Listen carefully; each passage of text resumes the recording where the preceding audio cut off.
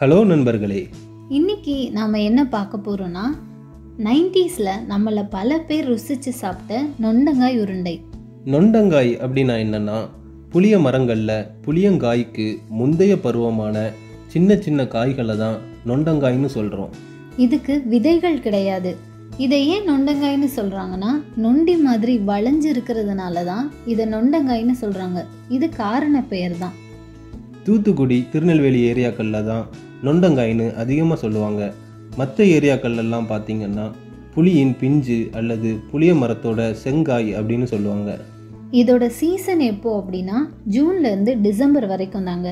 December மாதங்களில் தான் அதிக அளவு நொண்டங்காய்களை நீங்கள் புளிய மரத்தில் பார்க்க முடியும். ஏப்ரல் மே மாதங்களில் புளியம்பழமாக கிடைக்குது. இப்போ நம்ம பசங்க ஸ்டைலில் 90ஸ்ல இந்த நொண்டங்காய் உருண்டைகளை எப்படி செஞ்சு சாப்பிட்டோம் அப்படிங்கிறத பார்க்கலாம். அதுக்கு நம்மளுக்கு தேவையானது ஃப்ரெஷ்ஷான நொண்டங்காய், உப்பு, மிளகாத்தூள், அப்புறம் அதை அரைக்கிறதுக்கு ஒரு அம்மி தேவை. அம்மி கூட இப்போ வந்தது தாங்க. அப்போல்லாம் இடி உரலில் தான் புளியங்காயை இடித்து சாப்பிடுவோம். இப்போ அம்மி இல்லைன்றதுனால மிக்சி கூட நீங்கள் யூஸ் பண்ணிக்கலாம். அதுவும் இல்லை அப்படின்னா ஸ்டோன் மோட்டார் கூட யூஸ் பண்ணிக்கலாம். நிறைய பேர் வீடுகளில் இப்போது மருத்துவத்துக்குன்னு இதை சின்ன சின்னதாக வாங்கி வச்சுருக்காங்க. நாங்கள் 90ஸ்ல குழந்தைகளாக இருக்கும்போது என்ன பண்ணுவோன்னா, காட்டுக்குள்ளே போய் நொண்டங்காய்கள் எல்லாம் பறிச்சுட்டு வந்து ஏதாவது ஒரு வீட்டில் திண்ணையை பார்த்து அந்த திண்ணை மேலே நொண்டங்காய்களை வச்சு யாராவது ஒருத்தன் அவங்க வீட்டில் போய் மிளகாய் பொடியையும் உப்பையும் அவங்க அம்மாவுக்கு தெரியாமல் கலந்துட்டு வந்துடுவான். அதை கொண்டு வந்து அந்த நொண்டங்காய்கள் மேலே தூவி ஒரு பெரிய கருங்கல்லாம் எடுத்துகிட்டு வந்து அந்த நொண்டங்காய்களை போட்டு நல்லா இடிப்போம். இடித்து அது ரொம்ப கொலன்னு ஆகாமல் நறுநறுங்கிற பதத்துக்கு வரும். அதுக்கப்புறம் அதை நல்லா உருண்டை பிடிப்போம். எல்லாருக்கும் நாக்கில் இருந்து எச்சி ஊறும். அப்போ என்ன பண்ணுவாங்கன்னா, அதை அரைச்ச அந்த பையனை அதை தூக்கிட்டு குடுன்னு ஓடுவான். நாங்கள் அவனை துரத்திட்டே பின்னாடியே ஓடி போய் அவன்கிட்ட சண்டை போட்டு அதை பிடுங்கி சாப்பிடுவோம். அப்படி ஒரு டேஸ்ட்டாக இருக்கும். நீங்களும் இதை உங்கள் வீட்டில் ட்ரை பண்ணும்போது நொண்டங்காய்களை நல்லா இடித்து அதில் இந்த மாதிரி மிளகாத்தூளை தூவுங்க. அது மேலே உப்பு போட்டு அது நறுன்னு வந்த பதத்துக்கு வந்ததுக்கப்புறம் அதை கைகளில் உருண்டை பிடிச்சி அதை எடுத்து சாப்பிட்டு பாருங்கள். அப்படி ஒரு டேஸ்ட்டாக இருக்கும். நம்ம 90's கிட்ஸ் பாய்ஸ் என்றைக்குமே கெத்து தாங்க. அப்போவே இப்படி ஒரு சுவையான உருண்டையை செஞ்சு சாப்பிட்ருக்காங்க. நீங்களும் இதை உங்கள் வீட்டில் ட்ரை பண்ணுங்கள். அதே மாதிரி பொண்ணுங்க ஸ்டைலில் எப்படி நம்ம அந்த நொண்டங்காயை செஞ்சோம் அப்படின்னு பார்க்கலாம். அதுக்கு தேவையானது நொண்டங்காய், சீரகம், பூண்டு, 2 காஞ்ச மிளகாய்.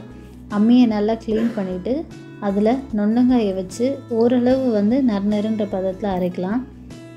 அப்போல்லாம் இந்த வயசு பொண்ணுங்க இருக்காங்களா, நாங்களாம் அப்போ கிட்ஸு.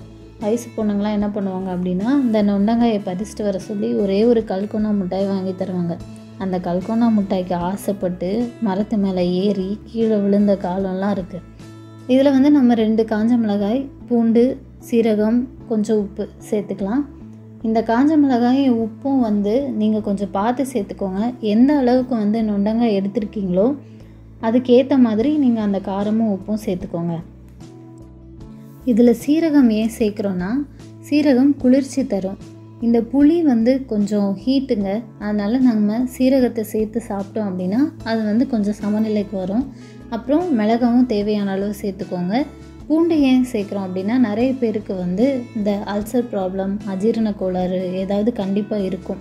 அப்போ அந்த பூண்டு சேர்த்து சாப்பிடும்போது வயிறுக்கு எதுவும் பிரச்சனை ஆகாமல் இருக்கிறதுக்காக அந்த பூண்டு சேர்க்குறோம்.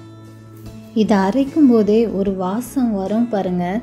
இதை வைரமுத்து ஸ்டைலில் சொல்லணுன்னா, அம்மி மணக்கும், அடுத்த தெரு மனம் மணக்கும். அந்த அளவுக்கு இதோட வாசம் சுற்றி இருக்கிற எல்லாரையுமே சுண்டி இழுத்துரும்.